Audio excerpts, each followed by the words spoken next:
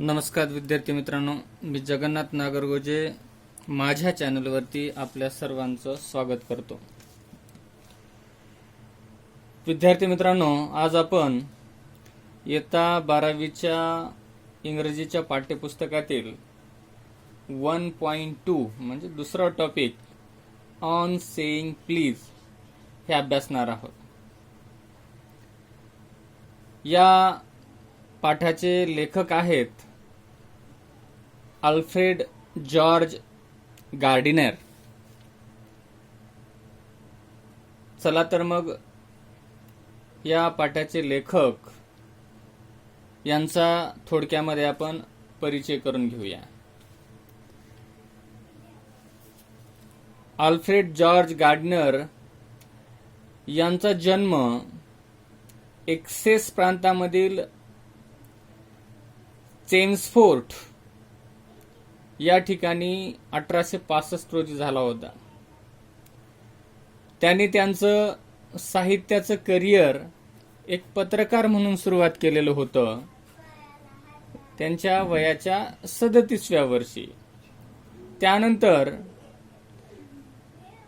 एका प्रसिद्ध daily news London या वर्तमानपत्राचे एडिटर म्हणून त्यांनी अल्फा ऑफ द प्लग या टोपण नावाने काम केलेलं आहे. त्याचबरोबर त्यांनी आपलं योगदान द मँचेस्टर इव्हनिंग न्यूज या वृत्तपत्रासाठी सुद्धा दिलेलं आहे. त्यांच्या लिखाणाचं वैशिष्ट्य म्हणजे त्यांनी लिहिलेले निबंध खूपच एलिगंट, ग्रेसफुल, ह्युमरस म्हणजे खूप आकर्षक आणि विनोदी स्वरूपाचं त्यांनी लिखाण केलेलं आहे. त्यांची काही गाजलेली लिखाणं आहेत the pillars of society, pebbles on the shore, many furrows and leaves in the wind. त्यांच्या लेखनाचं दुसरं एक युनिकनेस म्हणजे त्यांनी जीवनामधील बेसिक ट्रूथ, मूलभूत सत्य अतिशय सोप्या पद्धतीने समजावून सांगण्याचा प्रयत्न केलेला आहे. त्याचबरोबर त्यांनी दैनंदिन जीवनामध्ये मोरॅलिटीला काय महत्त्व आहे, सदाचाराचं काय महत्त्व आहे यावर सुद्धा भर दिलेला आहे. लिखाणामध्ये भरपूर लिखाण यावर केलेलं आहे. तर प्रस्तुत पाठामध्ये त्यांनी काय सांगितलेलं आहे याचं थोडक्यात आपण या पाठाची समरी सुद्धा म्हणू शकता. हा जो पाठ आहे हा एक निबंध आहे. तर या निबंधामधून त्यांनी काय सांगण्याचा प्रयत्न केलेला आहे पहा. In on saying please he points out the values of good manner in social life and emphasises the importance of courtesy and politeness in daily behavior.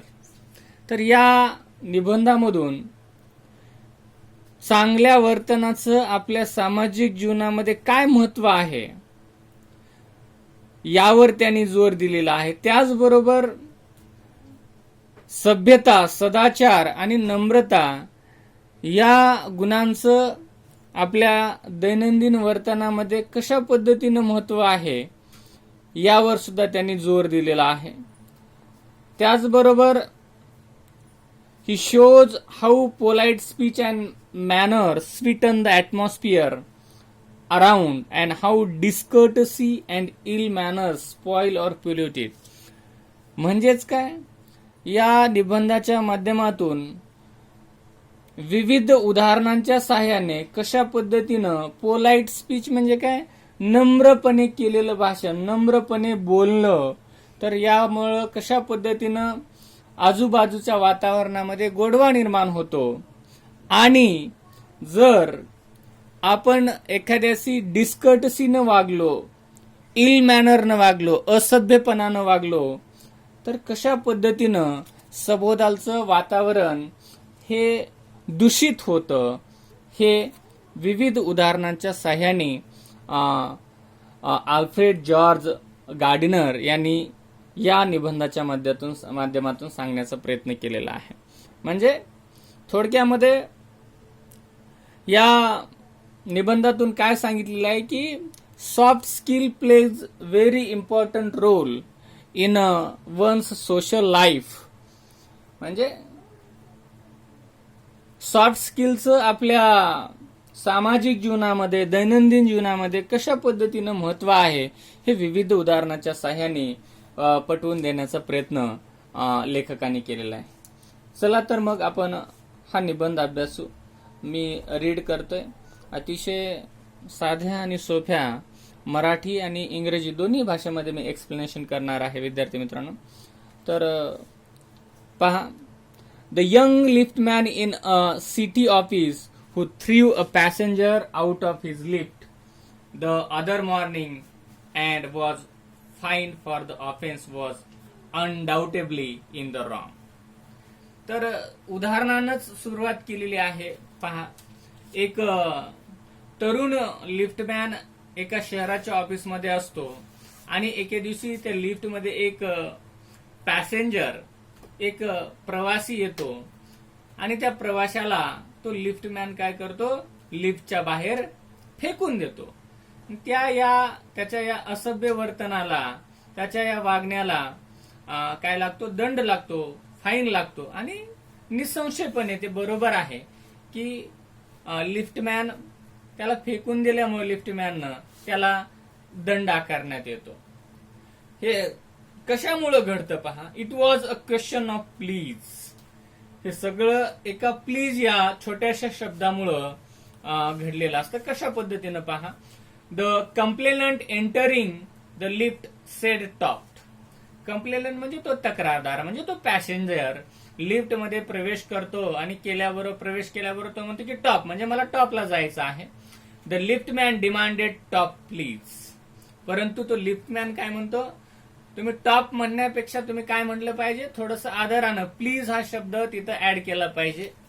Top please म्हणायला पाहिजे होतं तुम्ही, असं तो कोण, लिफ्टमॅन डिमांड करतो. And this concession being refused, he not only decline to comply with the instruction but hurl the passenger out of lift. आणि त्याची ही मागणी, त्या लिफ्टमॅनची मागणी तो पॅसेंजर धुडकावून लावतो आणि त्याचं हे जी काही मागणी आहे तो कंप्ली म्हणजे मान्य करणे, तो मान्य करत नाही. आणि कुठल्या सूचनाचे पालन न करता मग मात्र तो लिफ्टमॅन हर्ल म्हणजे काय करणे, भिरकावून देणे, फेकून देणे, तो त्या पॅसेंजरला लिफ्टच्या बाहेर फेकून देतो. This of course was carrying a comment on manner too far. आणि या वादविवादामुळं मॅनर्सवरती, वर्तनावरती बऱ्याच प्रमाणात, खूप मोठ्या प्रमाणामध्ये काय होतो, वादविवाद होतो. Discourtesy is not a legal offence. Discourtesy म्हणजे काय विद्यार्थी मित्रांनो, असभ्यपणा हे काही कायदेशीर गुन्हा नाही. ऑफेन्स म्हणजे गुन्हा. And it does not excuse assault and battery. म्हणजे एखादा जर असभ्यपणा वागला किंवा व्यवस्थित बोलला नाही म्हणून तुम्ही काय करू शकत नाही, असॉल्ट किंवा बॅटरी म्हणजे तुम्ही त्याच्यावर हल्ला करू शकत नाही. If a burglar breaks into my house and I knock him down the law will acquit me. इथं लेखक दुसरं एक उदाहरण देतात की एखादा बर्गलर म्हणजे काय, दरोडेखोर जर माझ्या घरामध्ये घुसला तर मी त्याला काय करू शकतो, मारून घराच्या बाहेर हाकलून देऊ शकतो. आणि असं केल्यामुळे कायदा मला काय करेल, निर्दोष मुक्त करेल. कुठल्याच प्रकारचा तो गुन्हा माझ्यावर, तो कायद्यानं गुन्ह्याची नोंद होणार नाही. And if I am physically assaulted, आणि त्या प्रसंगामध्ये मी जरी शारीरिक हल्ला, एक मर्यादित स्वरूपाचा शारीरिक हल्ला त्या दरोडेखोरावर त्या प्रसंगी केला, it does this because the burglar and my assailant have broken quite demands definite commands. तर काय होईल, तो मला बचावासाठी, कशासाठी पहा, and it if I am physically assaulted it will permit me to retaliate with reasonable violence. म्हणजे काय, एक मर्यादित स्वरूपाचा मी हल्ला करून स्वतःच्या बचावासाठी करू शकतो आणि त्यामध्ये काही गुन्हा होणार नाही. It does this because the burglar and my assailant have broken quite definite commands. हे कशामुळं की त्या दरोडेखोरानं काय केलेलं आहे, कायद्याच्या कलमाचं उल्लंघन केलेलं आहे आणि म्हणून मी माझ्या बचावासाठी काय करू शकतो, त्याच्यावर शारीरिक हल्ला करू शकतो.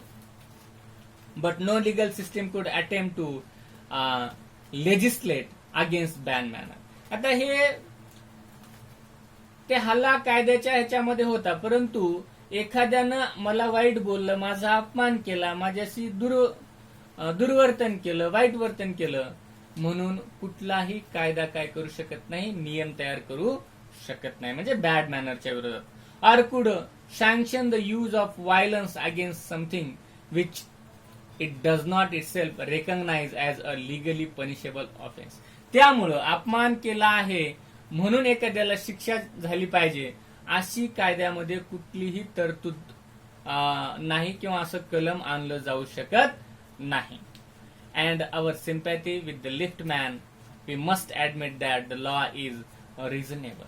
तर आमची सहानुभूती त्या लिफ्ट मॅन सोबत आहे, कारण त्या लिफ्ट मॅननं फक्त थोडस आदरयुक्त प्लीज या शब्दाची डिमांड केली होती त्या पॅसेंजरकडे, परंतु शेवटी कायदा योग्य आहे, कायदाच काय आहे, बरोबर आहे.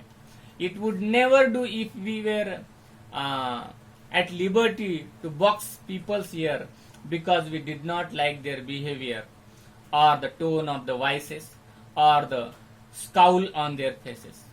तर असं जर नसतं तर आपण काय केलं असतं, इतकं स्वातंत्र्य आपल्याला जर मिळालं असतं तर कुणाच्याही कानावर आपण ठोसा मारायला, बुक्या मारायला मागं पुढं पाहिलं नसतं, किंवा एखाद्याचं वर्तन आपल्याला आवडलं नाही, एखाद्याच्या बोलण्यामधली टोनिंग, त्याचा आवाज आपल्याला आवडला नाही, किंवा एखादा बोलताना एक विचित्र प्रकारचे हावभाव, त्याच्या चेहऱ्यावरचे हावभाव आवडले नाहीत, म्हणून आपण एखाद्याला त्याच्या कानावर बुक्यानी मारू शकत नाही.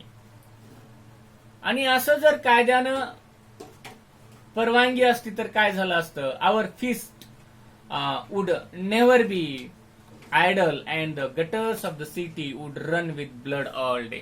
आणि कायद्यानं जर अशा प्रकारच्या दुर्वर्तनाला जर कायद्याने प्रोटेक्ट केलं असतं, त्याच्या विरुद्ध कलम असतं, तर आमच्या मुठी कधीही शांत बसल्या नसत्या आणि अशा पद्धतीमुळं खूप हिंसाचार झाला असता आणि शहराची सगळी नाली, रस्ते रक्तपात झाला असता. त्या नाल्याने काय रक्ताचे लोंढे गेले असते, असं इतर लेखक सांगतात. I may be as uncivil as I may please and the law will protect me against violent retaliation. जर मी कितीही असभ्य वागलो, असंस्कृत वागलो, तरी पण कायदा मला त्याविरुद्ध त्याच्याबद्दल कायदा माझा बचाव करू शकतो, मला कुठल्याच प्रकारची शिक्षा होत नाही. I may be haughty or boorish and there is no penalty to pay except the penalty of being written down on an ill-mannered fellow. जर मी थोडासा उद्धट वागलो, कपटीपणानं वागलो, तर कायदा मला कुठल्याच प्रकारच्या अशा प्रकारच्या वागण्याबद्दल मला दंड आकारत नाही. फक्त दंड कशाचा मिळेल की बरीच लोक माझ्याबद्दल थोडंसं इल मॅनर फेलो, की हा खूप विचित्र माणूस आहे, याचं वर्तन बरोबर नाही, असं थोडंसं माझ्याबद्दल लिहिलं जाईल. The law does not compel me to say please or to attune my voice to others people sensibilities any more than it says that I shall not wax my moustache or dye my hair or wear ringlets down my neck.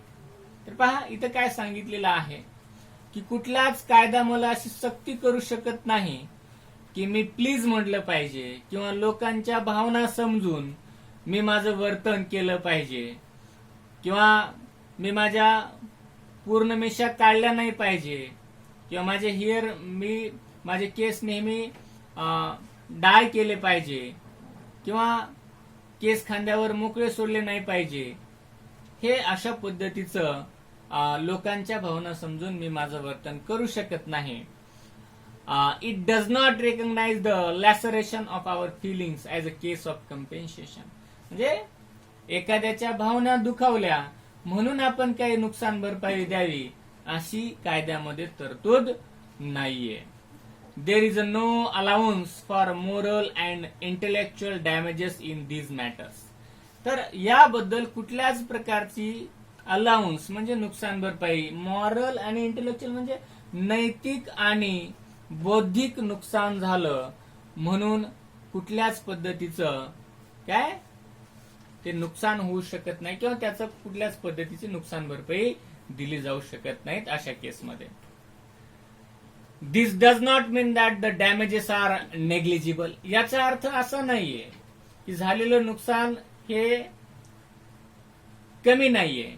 It is probable that the liftman was much more acutely hurt by what he regarded as a slur upon his social standing than he would have been if he had kicked on sins for which he could have got a legal redress.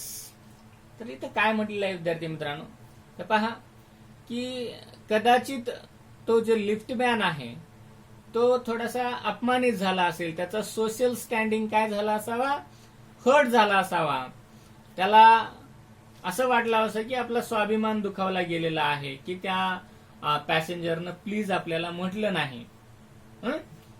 परंतु मी जर त्याच लिफ्टमॅननं जर त्याच्या scenes म्हणजे काय पायाचा खालचा भाग फिंडीवर जर लात मारली असती तर कायद्यानं तो काय झाला असता, गुन्हा झाला असता आणि त्याचा दंड सुद्धा त्याला मिळालेला असता. The pain of a kick on the scenes soon passes away. त्यानं जर लात मारली असती त्या पॅसेंजरच्या फिंडीवरती तर त्याच्या ज्या वेदना आहेत त्या काही काळाने क्षमवल्या असत्या, कमी झाल्या असत्या. But the pain of a wound to our self respect or our vanity may poison a whole day. परंतु बघा, एखाद्याला मारलं तर त्याची व्रण भुजली जातात असं म्हटलं जातं, परंतु एखाद्याला जर शब्दानं दुखवलं तर तो कधीही विसरत नाही. तशाच पद्धतीचं इथं आहे की जर लात मारली फिंडीवरती तर त्याची इजा काही वेळाने कमी होईल, परंतु जर त्याच्या भावना दुखावल्या तर पूर्ण दिवस काय होईल, त्याच्या पूर्ण दिवसामध्ये विष कालवलं जाईल, त्याला खूप दुःख वाटेल. I can imagine that the liftman denied the relief of throwing the author of his wound out of the lift.